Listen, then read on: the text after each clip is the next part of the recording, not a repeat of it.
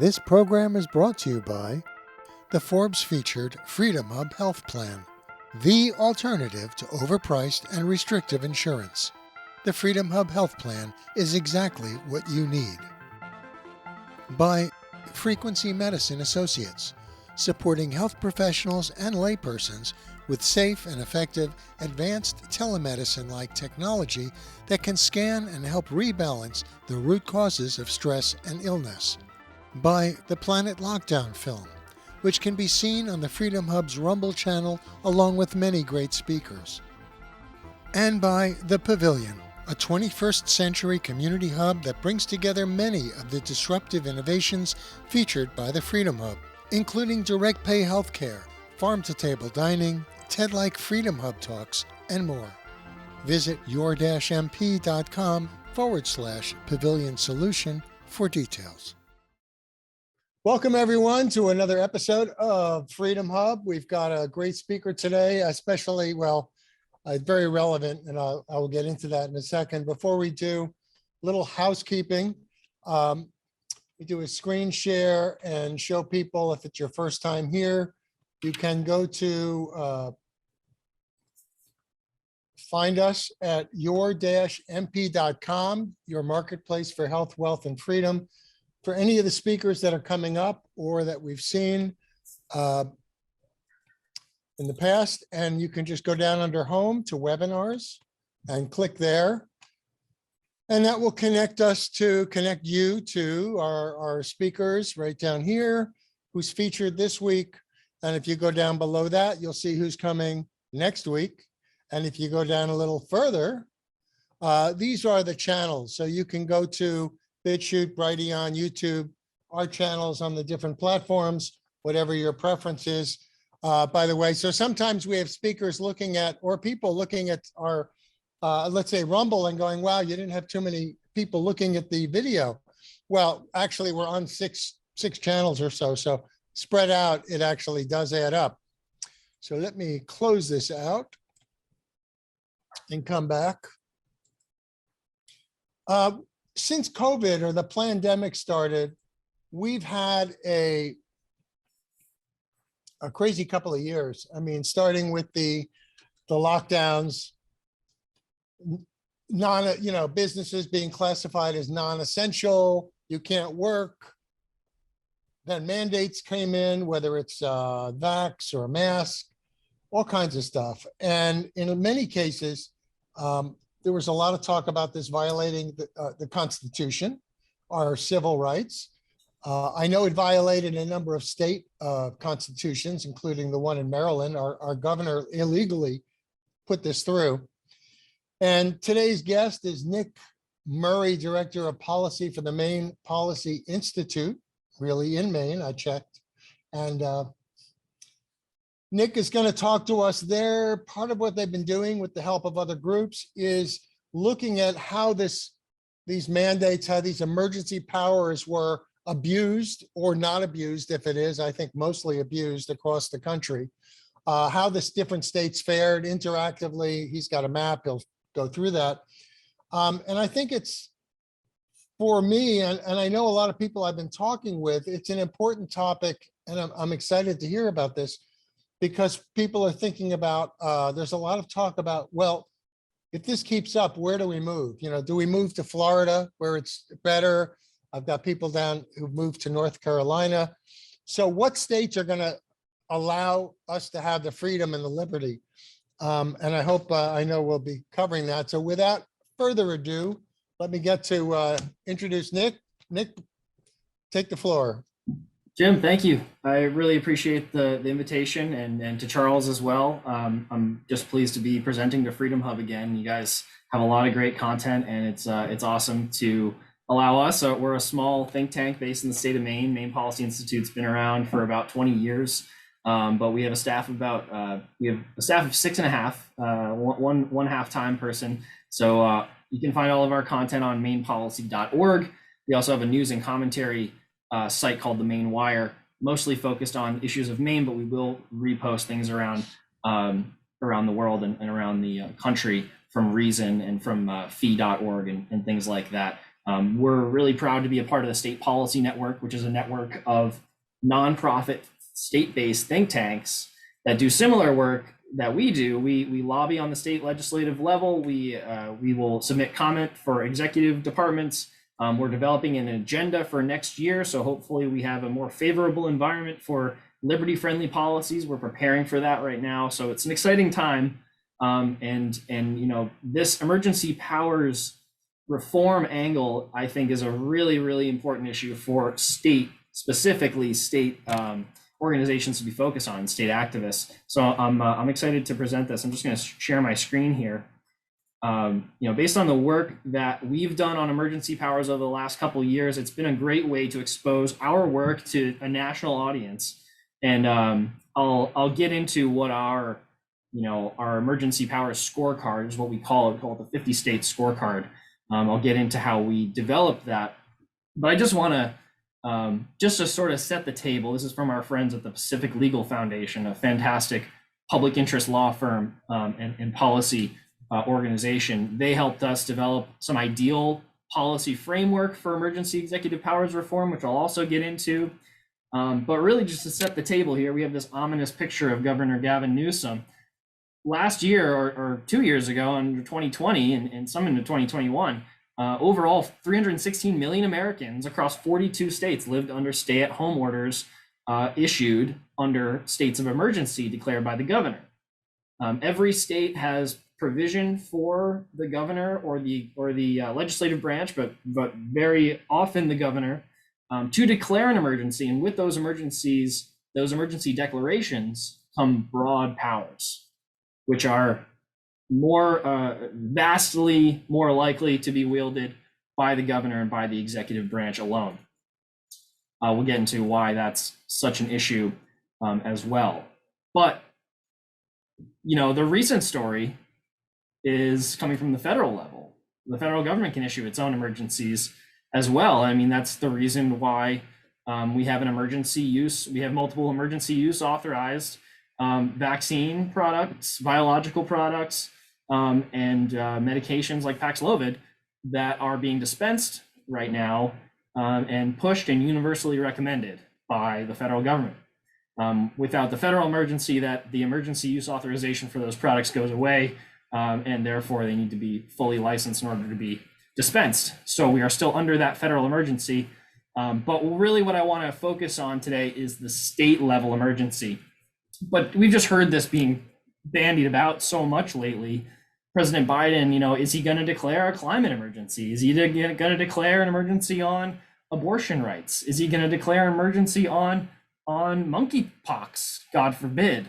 You can only imagine where this goes. And if it comes down to the point where if you don't get your way, you don't get your policy priorities done through the legislative process, through the proper channels of changing law, the fact that executives like President Biden and many governors can believe that they can make their policy priorities reality simply by the stroke of a pen is a really terrible and frightening and pernicious idea that really can only be remedied with appropriate emergency powers reform. So I wanted to start on that level because it has been something that folks have talked about a lot. I think we're still, I mean, there was that, this is from a few weeks ago on Bloomberg when Biden and the White House were floating this climate emergency business. I think it's still in their minds. I think they have shied away from it. They were a little scared of doing this because there was so much backlash. You can only imagine what a climate emergency where they're going to subsidize electric vehicles. They're going to force, you know, terrible, useless, unreliable, diffuse energy sources like solar and wind. And they're going to deny actual clean renewable sources like nuclear. They're going to push millions or thousands or hundreds of thousands of jobs out of the country, going to drive up energy costs for Americans. We've already seen gas and everything go up. So you can just imagine how declaring a climate emergency alone can affect the economy, can affect our lives. And then just to get into the public health response, the fact that they were even considering a public health emergency in response to monkeypox is insane and extremely dangerous for liberty, for personal health, and for separation of powers. And that's really where I want to focus here, is the issue of separation of powers, because that's what these overzealous emergency orders and these emergency laws generally contribute to. As it's a little bittersweet. I think this is an important issue to talk about, but the reason why we have been talking about it so much is because we were under states of emergency for prolonged periods of time, more than they were ever used in history.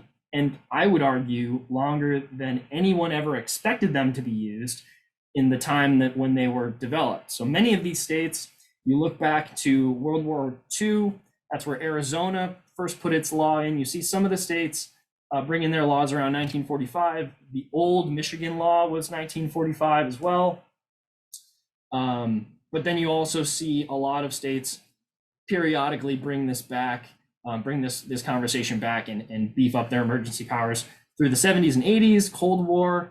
You do see some after 9/11 as well beef up their emergency powers, but all of this conversation always tends towards more concentrated executive power, less oversight from the legislature vis-a-vis the people, and just a degradation of the separation of powers that define our constitutional system and protect liberty to some aspect.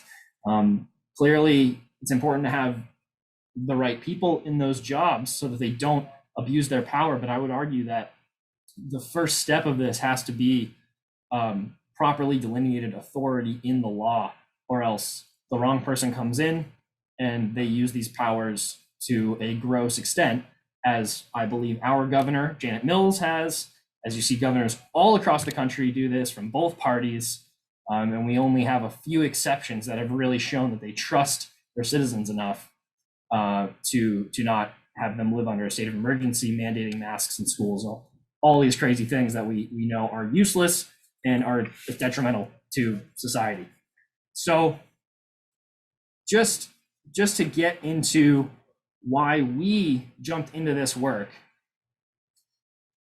and our emergency powers scorecard was we saw our governor using these powers, constantly reissuing the state of emergency. And we were wondering, where did this come from? Why do we have this sort of system? For instance, in Maine, I'll bring up our current scorecard map here today and just show you kind of how we developed it here. You can go to mainepolicy.org, click on our research tab and find this. But this is the culmination of the research of around the country of the different emergency powers laws.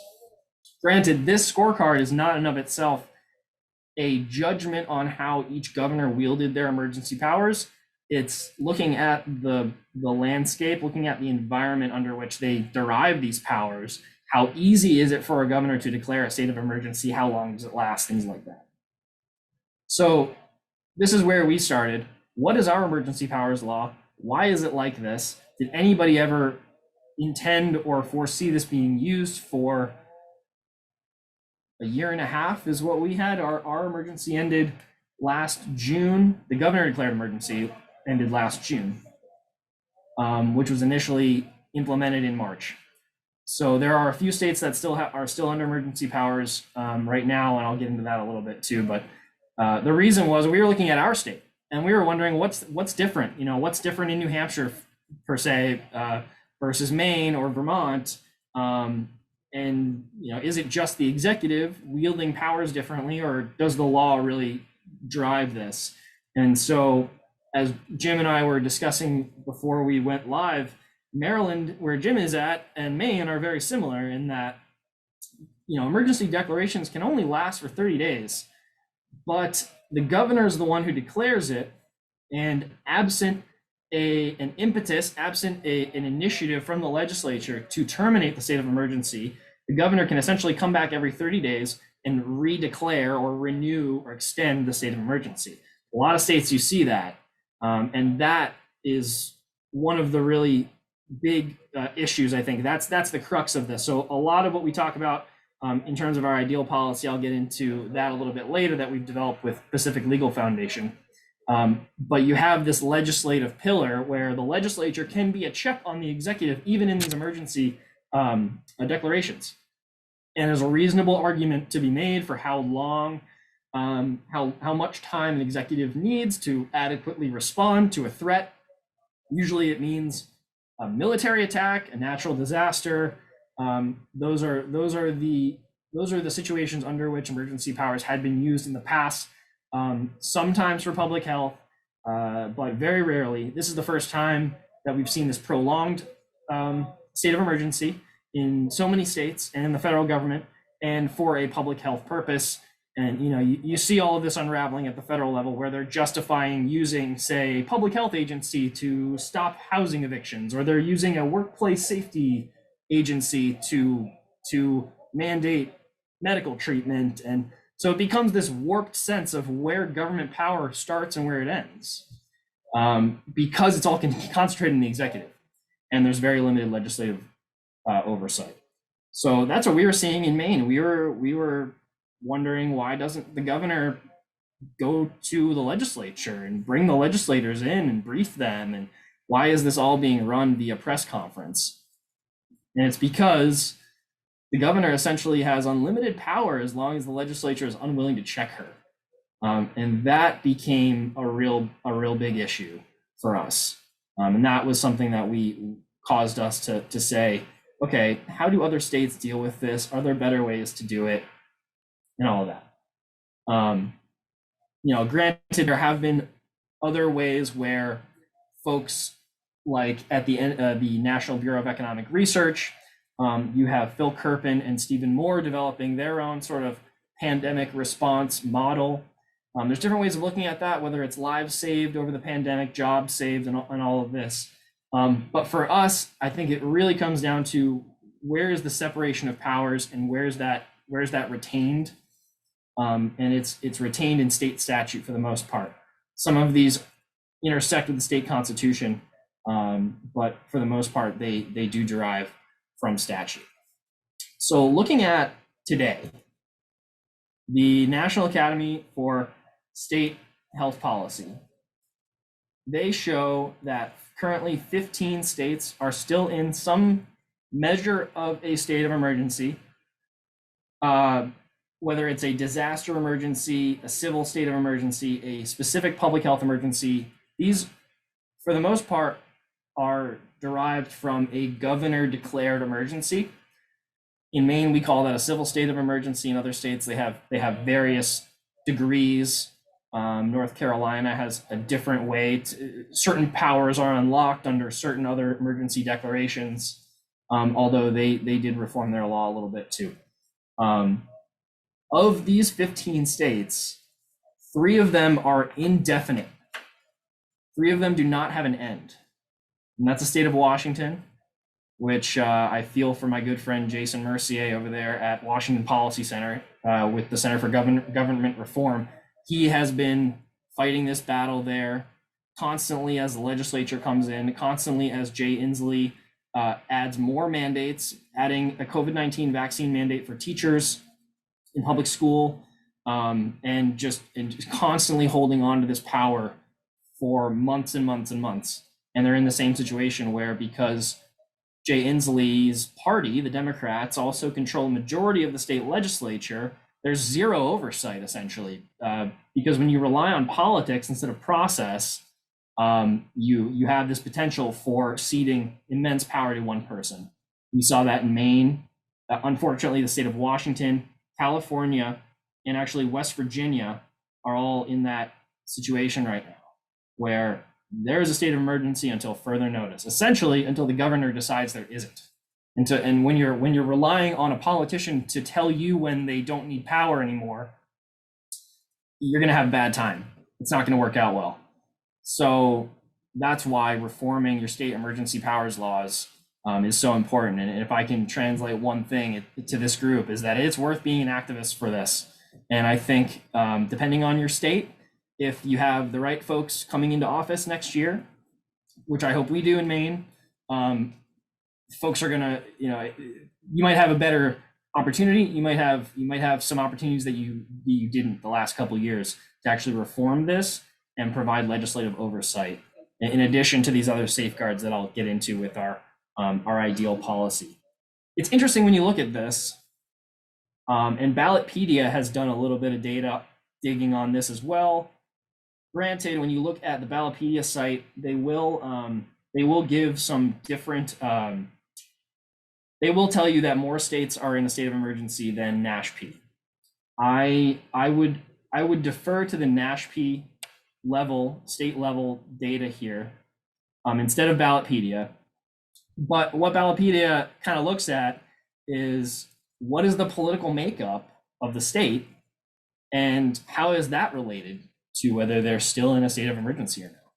And interestingly enough, when you look at states with a Democratic trifecta, they're much more likely to have active emergency COVID-19 orders today, much less likely to have those be expired by now, than states with, say, divided government or a Republican trifecta. This may speak to the general philosophical or principle differences in the parties, but I think each state is different, and we, not that we have not seen Democrats in states with Democratic trifectas push back on their governor. In New York, we had state reps pushing back on Governor Cuomo.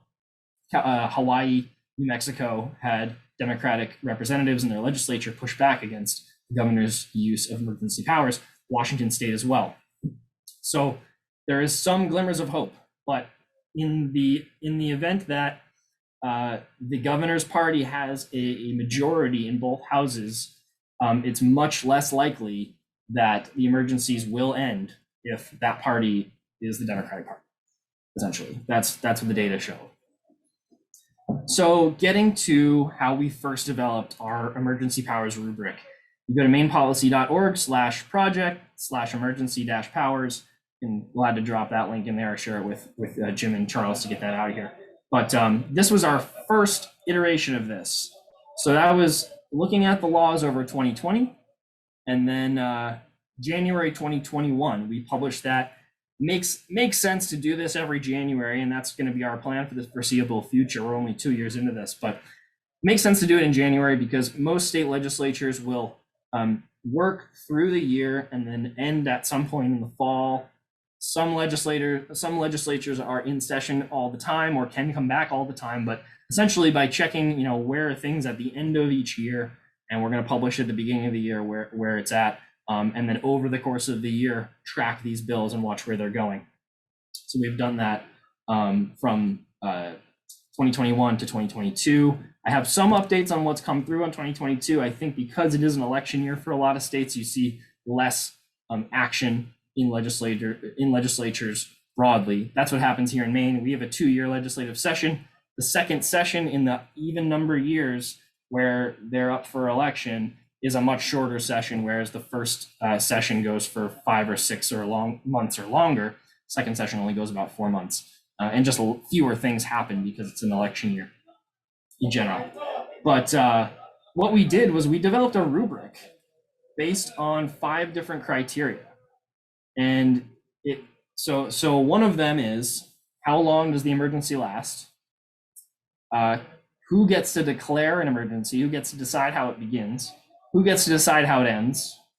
Are the powers, do the powers of the governor terminate immediately following termination of the emergency, or does the governor get a little bit of a grace period afterwards to still wield his emergency powers? You'd be surprised how many states do that. And those are at the bottom of the list, frankly. Those ones, like Vermont. They don't, don't take it the wrong way, but I'm in Maine, so we just pick on Vermont. It's just what we do. But they earned it on this one. So, and then the fifth rubric factor is, can the executive alter regulation? Can the executive alter or create statute? One or the other, or neither. We have not yet seen a state that only allows the governor to create or amend statute. Either they can do both, or they can only do regulations, or they can do nothing. And so that's essentially the gradients there. I developed a spreadsheet and gave a point system and standardized it out of 100 points. And then so that's how you get to the overall ranking of these states. So in that first that first iteration, we saw Vermont, Washington, Ohio, Hawaii were the worst, because not only do those states only allow the governor to determine when and where an emergency exists, they also have very long declaration periods. So it's a combination of a lot of these things where if the governor has vast powers in terms of they get to decide when the emergency begins and when it ends, it's only their choice. Some of these states, the legislature can't even step in, like in Maine and Maryland. So if only the governor can decide, the time period is 30, 60, 180 days in some cases, like Vermont. The powers they get to keep the powers even after the emergency is terminated. And they're able to actually amend statute during the emergencies. We determined that was way unbalanced towards the powers of the executive and away from the power of the people in the legislature. It's this idea that balanced emergency powers, or having the legislature and the people be able to drive when an emergency begins or ends, that's the more ideal policy. A more ideal policy are ones that protect liberty, protect the separation of powers, retain the sovereign power of the people in the legislature, even in these emergency situations, and provide check on the executive. As James Madison said, the accumulation of all powers, legislative, executive, and judiciary in the same hands, whether of one, a few, or many, and whether hereditary, self-appointed, or elective, may justly be pronounced the very definition of tyranny. That's where we came from here, and understanding that power corrupts and absolute power corrupts absolutely. And I think Jay Inslee and Gavin Newsom are perfect examples of that today. So to get to the top side of this, the first iteration, Kansas and South Carolina were on the top, because each had to get approval from the legislature for an emergency declaration to continue. So the governor could declare an emergency. They got 14 or 15 days to do what they needed to do. That's usually the case for something like a natural disaster, where it's a short duration. It's generally temporary. It's kind of in the definition of an emergency. It's something that's temporary yet urgent. So allowing the executive to manage that emergency within the first 2 weeks is a reasonable approach to go. But after that, the legislature has to come in and verify that an emergency does exist if the governor wants to continue with these powers. So that was the benefits from that we saw in Kansas and South Carolina in that first situation. Kansas did fall last year because they changed how their state finance council does this. So they can actually have successive emergencies now versus they can only get one after this. So Kansas was the only one that fell from year to year. I'll get into the 2022 version a little bit, but this initial version is a little bit longer. It kind of goes into the general police powers of states, how they get to this point, how state constitutions are able to flex this power, and the executives, because we have a federal system, the state governors and the state executives have that police power. And so we get into, this is how we watch the COVID-19 pandemic and the lockdown response unfold. Why was this happening? And why was it happening worse in other states versus others, some versus others? And we looked at our own law and all of this. And so this is our first iteration of the scorecard. You can see Kansas in the dark blue has the highest score with 89. South Carolina, the second highest score with 83. And you kind of see some of these other states trailing behind: Minnesota, New Hampshire, Michigan. At the time, the courts had struck down the more permissive emergency law for the executive. So we fell back on the more restrictive law, which is what is in play right now in Michigan. But looking over from 2021 to 2020, we also tracked what states were looking at bills and which had entertained bills. So over 2021, there were over 300 bills submitted in 46 states to amend emergency powers, to amend some aspect of our rubric. We really tried to keep it within that five 5-factor rubric, because you get into the aspect of, does the governor have to provide financial information or their powers of expending funds in certain times, and we didn't even get into that. And so in the breadth of the powers as well. A lot of times when you look at these laws, they're very similar. A lot of them are kind of templates where it'll say, oh, the governor has the power to, control the ingress and egress of the state, manage supply chains and things like that. They're similar breadth of powers generally. So that's why I didn't get into the minutia of those, and really wanted to stick with how are powers balanced? What is the separation of powers in a state of emergency? What is the role of the legislature in a state of emergency? Really felt like that was an important thing because, like I say, it all comes back to that. This shouldn't be dependent on the politician in the office. It should be dependent on the process by which those politicians and those leaders are held to a certain standard and by which they can use their power. So we looked through these, and this was at the end of 2021. So these pending bills are dead essentially. So really, all the ones with green are the ones that passed. But so when you look at those, 16 states passed bills, and only about 11 of those made substantive changes to the balance of power that we're looking at here. From one year to the next, Pennsylvania, Kentucky, and North Carolina made the most gains. Arkansas, Ohio, and Montana also improved significantly. And like I said, Kansas lost some points because they opened up their process for successive emergencies where they could only submit to one. So when you look year to year, just bringing up the key findings here, that Pennsylvania ballot initiative that was run by the people in response to Governor Tom Wolf's use of executive powers, the legislature had pushed back against him, but the people brought an initiative, and it was our friends and colleagues at the Commonwealth Foundation there in Pennsylvania that drove that. And in May of 2001, the voters of Pennsylvania passed a really sweeping emergency powers law, and so that's how they rose in the rankings so much. They reduced the length of an emergency in Pennsylvania that the governor could declare from 90 days just to 21 days. So it became only 3 weeks long, shorter than most states because most states have 30 days or if not longer. And then specified that the legislature has to come back and approve each extension. Whereas beforehand, the governor had to be the one to declare it and could be essentially one of the sole authorizers of an emergency. The legislature could come in and say, opt out. Now they have to opt in.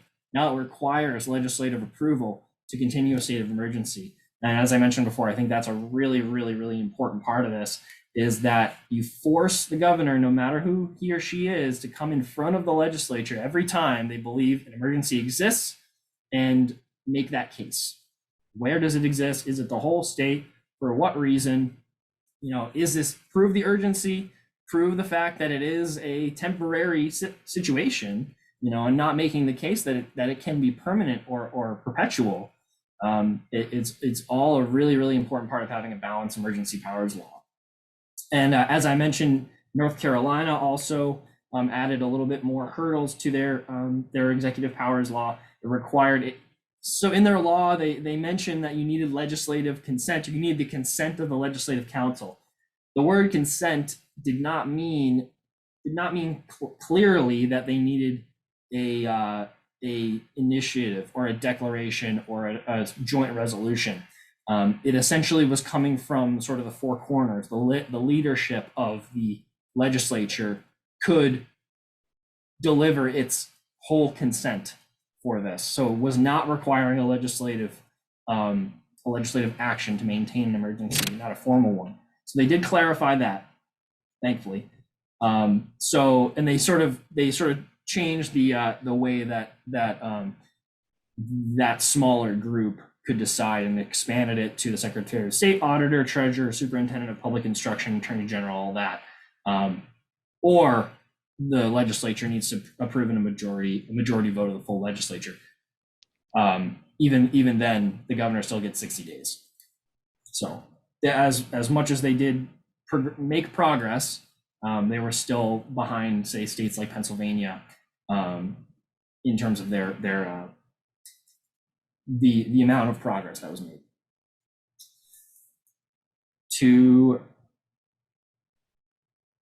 So 8 of the top 15 scoring states in our rubric changed their law last year.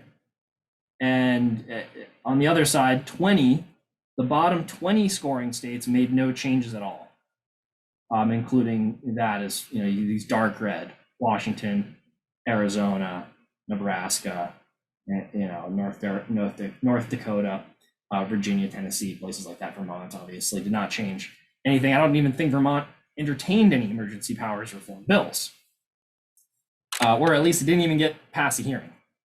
So as you can see, the impetus for this being the COVID-19 emergency, the wielding of immense executive power, that drove the momentum to push these reform bills. And then you see some of these states coming out with better laws on the outset. And so, like I said, we're going to be publishing this every January, reviewing the laws and the changes made in December. And we're hoping to see some changes this year. Because 2022 is an election year, I doubt we'll see a lot of changes, but I have high hopes for 2023. So we'll see what goes there. On the bills that have come up already this year, I usually look to the National Conference of State Legislatures here, but just to sort of summarize that, and they have a pretty solid page on this with overview of the statutes, but then also the bills that were tracked. So there were 4 bills passed so far: Arizona, Virginia, Florida, and New Hampshire. The bills in Florida and New Hampshire really only deal with the governor's ability to spend funds in an emergency, so those won't necessarily factor into our rubric because it doesn't affect the separation of powers or the executive's ability to declare or extend an emergency. But in Arizona, they passed a bill this year that Governor Doug Ducey signed. The governor may initially declare a state of emergency for no more than 30 days and may extend it for no more than 120 days in 30-day increments. So they set a maximum. They say you still got to do it every 30 days, but you only get 4. It has to be within 120 days. And I like that a lot, to say there has to be an overall maximum for this emergency. And a lot of these laws will specify that the governor can't just declare an emergency under same or similar circumstances as was just terminated. That's also another important aspect of this. And I'll get into our ideal policy after this as well. And so Arizona has a little bit of that as well, but the governor may not declare a new state of emergency for the same emergency cause without a 2/3 affirmative vote in both chambers. So, that still brings in the legislative aspect of, okay, if it's really that bad where we need to continue this emergency for the same reason, we're going to get 2/3 of the legislature to sign on, super majority of the people's body to continue that. I think that's a great threshold as well versus an emergency or a majority vote. The higher threshold of a legislative vote to allow for emergency executive powers is better overall. So to get into our ideal policy, as I mentioned before, we worked with the great folks at Pacific Legal Foundation to develop some of this. And so really what it comes down to is the ideal policy. You're going to have to require legislative consent every 14 to 30 days generally. So that means the governor has to come back in front of the legislature every so often, make the case for why an emergency still exists. Then the legislature will consent with a majority, or ideally a 2/3 vote, to continue that, or the emergency ends and the governor cannot redeclare it for the same reason. Additionally, within a state of emergency, the governor is going to declare specific emergency orders, whether it be a mask mandate or whether it be dispersing of funds or anything else. They're going to issue emergency orders derived from their powers as the executive on an emergency. The legislators should be able to rescind or amend those specific orders with a majority vote.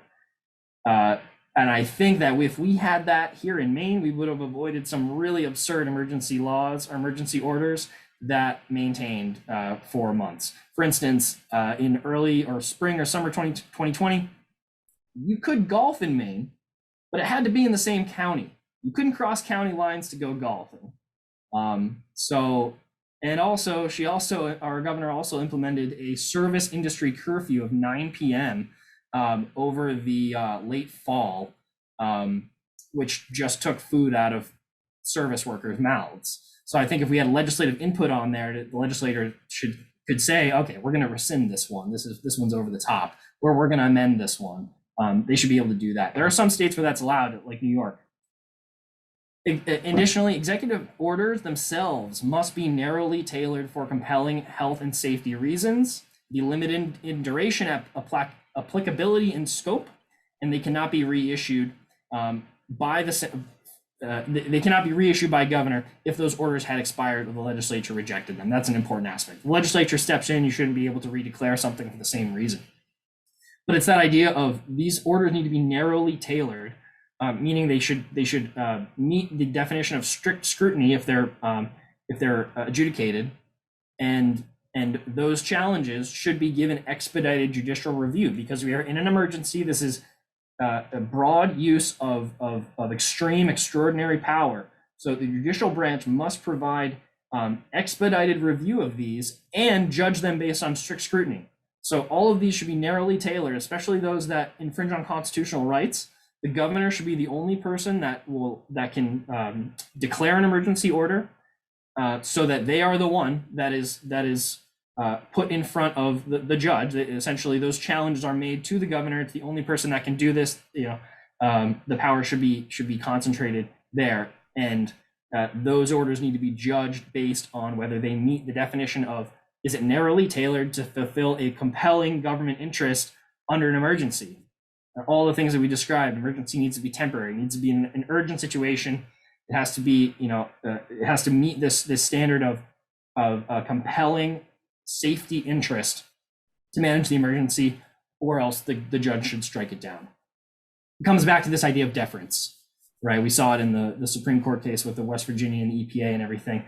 A lot of states can just change their laws quickly to say that the judges should interpret laws de novo instead of looking at agency deference. And this goes back to the same idea where we are constantly ceding the power of the legislature to the executive to manage and interpret and enforce laws at the same time. So the judicial branch needs to be able to step in and protect liberty by demanding a higher standard and just reading the law as it is and not deferring to an agency to manage it, or deferring to the executive based on their reading. So those are really the big pillars of it. You have the legislative pillar, where the legislature needs an equal seat at the table. You have the executive pillar, where the executive's orders need to be only signed by them. They need to be narrowly tailored. And then you have the judicial aspect of it, where the judiciary needs to give expedited review to these challenges and then measure it based on strict scrutiny. So, we get to this point. I know we have 15 minutes left. I want to take some questions, but we get to this point where, what are the consequences of politicians overzealous with their emergency powers? And we've seen it. We're halfway through 2022. We're looking at just unheard of excess mortality over the United States in 2021. Prime age Americans are seeing the worst of it. And we're seeing a huge loss of public trust in our institutions, and for better or worse, our government and our public health institutions, our medical communities. These are the consequences when you don't trust the people to make their own choices. I always like to say that, the governor, she wants public trust, but in order to get public trust, she has to trust the public first. And that never happened. She was more than willing to keep these emergency powers going for months and months and months at a time, because she was drunk with power. And so we saw it here, we saw it all over the country, and we're seeing, unfortunately, the effects of it now. So with that, I urge you all to be activists for this cause next year. And I think we can make some great progress if we really rein these emergency powers laws in. Thanks for the opportunity. Thank you, Nick. If you want to stop that. Yep, there we go. Yeah, it's sad we even have to have this talk today. These people have been captured, whatever's going on. It's out of control, as we all know. And I just wanted to add, earlier we were talking about here in Maryland, Our Governor Hogan, with the emergency powers, violated the Maryland Constitution, not even the federal Constitution. I don't know. We had talked about, going to court on that. I think, and a few people, because we were working on a lawsuit with some of the vaccine mandates for the university right now. I'm with a group, but they were saying, well, we have a peculiar judicial system, or one that's very captured as well, and it would be a really tough road to try to go up against the governor in our courts here. But I mean, it says basically our Constitution says you can't override people's rights. You can't, the governor can't declare this emergency without, or so. I mean, it's a clear violation. I don't know how they did it. I guess nobody really cares. I wonder how many other states, though, are in the same situation. As somebody was saying, very few of us read our constitutions for our states. So, you don't realize it until you do. And then you say, oh my God, this is crazy. Anyway, questions. Let's open it up to the floor. And Dave, I see your hand up. Yeah, I'm glad to hear this presentation. I think this is really a critical topic. My question is, I mean, I know, let's kind of just set aside politics for now, because what's desirable versus what's doable politically may be quite different. But I would just like to ask, I mean, is there really any is there really any good reason why we should have any sort of emergency powers at all? Or another way to kind of think about it is, can we think of like, times in our history where an emergency was declared, and we could say, yeah, if the governor or the president didn't have such and such powers, then we would have really been screwed, because we couldn't have accomplished whatever it was. Yeah, I think those instances are those involving natural disasters, and I think this plays. So I think there is an appropriate bounds. I think there is an appropriate use and bounds of executive power in emergencies. Clearly, they can be abused, as they were in so many instances around our history. I'm thinking of Japanese internment camps and things of that sort, and COVID-19, obviously.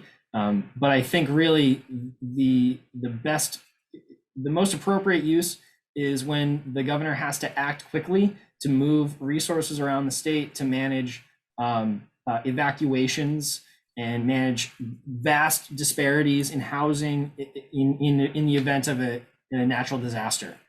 To me, that is the most appropriate use. So I would be reluctant to remove emergency executive power completely. But like I say, there has to be all of these safeguards. That we have to have an extensive amount of safeguards. And Dave, I think that's the right question to be asking first is, are these powers necessary? And when specifically are they? I mean, government exists to protect our rights, first and foremost. And in those events of natural disasters, they can do much to protect the lives and the rights of folks, and maintain order, maintain some aspect of the rule of law. So I think in that way, as long as it is short in duration, like I say, any natural disaster shouldn't last for more than 2 weeks. Really, if we're talking about the aftermath of Hurricane Katrina or something like that, that's a drastic example. But 2 weeks is a long time for a one-person rule. Still. Yeah, thank you. That's what I thought of as I kind of posed my question. Hurricane Katrina might be, a situation where something drastic needed to be done immediately, and maybe it was necessary. And that goes to the point where the governor should be able to specify what region of the state is affected. To say the whole state's affected, you need to provide a rationale for that. If it's a concentrated area and it's in one county, then you should just be declaring it in that one county, delegating power as necessary. That's, I think, the way to balance it. We have a federal system, so we have an overlapping system of state, local, federal government, and so the most local level possible and the most balanced power, separate powers, fractured powers are going to be the ideal. Dr. Campbell. Hey, thanks for a great presentation from the great state of Maine. I think with emergency powers, there is a role for that. When you think about World War II, 9/11, and even this pandemic, President Trump invoked emergency powers to do the Operation Warp Speed. But, the founders always were careful to have more than one branch of government involved so that, and in our states, it's just not that way in many states. So I'd like to just tell you about what happened in Pennsylvania. We had to have two bills passed by the House and the Senate in two separate chambers, two separate sessions, if you will. Then we had to have a referendum, which passed 54 to 46%. And then even when they came back, then they had to vote to either eliminate, end the Governor Wolf's emergency powers or continue them. And through the whole process, the thing that was really impressive to me, you could make the case to say, hey, look, it's a Democrat in power now, it could be a Republican later. We just simply need the mechanisms in place to limit somebody's power. But the Dems did not come aboard at all. So it was strictly party votes, even though, it's a superior form of governance. I'd like to know your take on that. If you've seen any Democrat support for limitations of emergency powers in any of the states. We have. It's been rare. There have been state legislators in New York, Washington, West Virginia, New Mexico, that have challenged their governor's use of emergency powers, where the governor had full reign, full trifecta. I mean, it was a very small minority. We're talking about a couple legislators in an entire state government with vast majorities. So even those legislators were a small minority of their own caucus. So it is rare. I think it is hard to separate politics from principle in this situation, because as much as I want to sort of point to, well, Democrats mostly favor larger government or more use of government power and less individual liberty. That may be why they support this. I wouldn't even get to that far, because I think the politics of the situation overruled their principles, because we saw it here in Maine. We had zero Democratic reps that stood up for the first year. So we had a couple state senators that voted to terminate the state of emergency. And I think we had one Democratic state rep that voted against the voting to terminate the state of emergency after about 10 or 11 months. So it took that long. But otherwise, they were completely willing to give the governor all the license she needed, because it comes down to it. That's the standard bearer of your party. You have to run for election at some point, and here it's every 2 years. So the end of 2020, they were all running for election. She is up for election this year. She wasn't in 2020, but you just see the politics, I think, overrule the actual principle in more instances. And it's sadly, that's the fact. So that's why reforming the process is so important, because it shouldn't matter who's in power. It shouldn't matter who the politicians are. It shouldn't matter what the makeup is. This should be process driven, because it's so dramatic and these powers are so vast and so extraordinary that it cannot be governed by politics. It has to be governed by process. Well, and that's what I was kind of thinking about in putting that story out there. I mean, the people overwhelmingly, both parties voted to end the craziness, but the Democrat politicians wouldn't move an inch. Even after the two votes plus the referendum, Governor Wolf extended the declaration so that it would go, he could have just said, okay, I'm going to let it expire. But he extended again so that 21 days later, the legislatures had to vote. But when you're trying to make progress, I think it's an important lesson. Pennsylvania is an important lesson. So you have to give Republicans the talking points of, this is a greater public good. It's not just that I'm about freedom and less government power.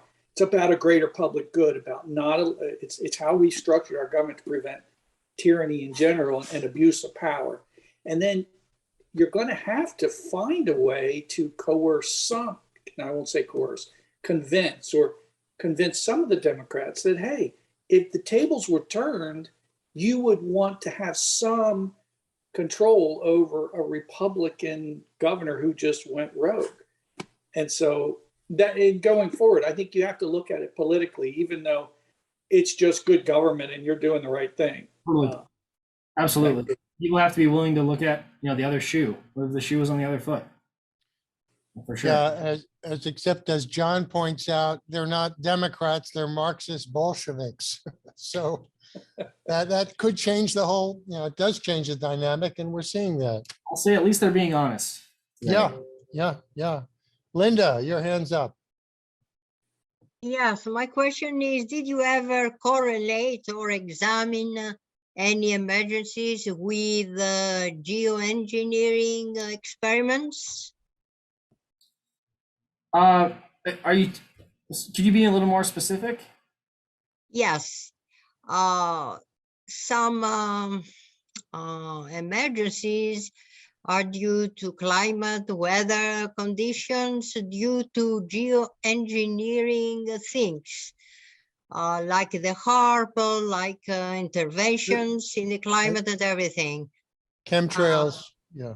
Chemtrails and everything. Did you made the correlation between that and how open information do you have from geoengineering things? I am not knowledgeable on that subject, Linda. I apologize. Yeah. Okay, thank you, Linda. We got to wrap up. We're at the top of the hour. Nick, why don't you again just let us know your website, and also how people can get in touch with you? Absolutely. I'll post the link to our emergency powers scorecard here. Website is mainepolicy.org, and you can send me an email or contact me any way, but nick@mainepolicy.org is just a great way to contact me about this. If you're considering reforms in your state and maybe you have an idea about a bill, you're wondering how that bill, if it passed, would change your rankings in the scorecard, I'm glad to do that. I helped out friends at the Wisconsin Institute for Law and Liberty to do that for their own efforts. Like I say, we're a part of the State Policy Network, so we're a part of a national group of these state-based think tanks. So we're glad to just provide this context and help to envision a better future and a better situation of the separation of powers. So glad to help however I can. This is a really important issue. So what about your wealth? If your money could actually talk to you, would you listen to it? Well, with the DNA Network Academy, your money actually can talk to you. And it's going to tell you just what it told this client. This family had over 24 debts, mortgages, car loans, the works. They were on track to take 20 years to pay it all off and instead did it in 8.5. Plus, they did it without refinancing, making more money, or even changing their lifestyle. So find out for yourself with a free analysis that is completely confidential. No personal information, no social security numbers, no credit checks, none of that nonsense. But what is exciting is that the outcome of that report you receive is a guaranteed outcome for you. To get that report, head on over to bit.ly/debt to wealth. You will arrive at this simple form. Fill it in as simple as lender number 1 and credit card number 2. What really matters is the accuracy of your numbers. You'll be able to see that if instead of 20 years or whatever your number is, that you may actually be out of debt and on your way to wealth in as little as 6.3 years like this client.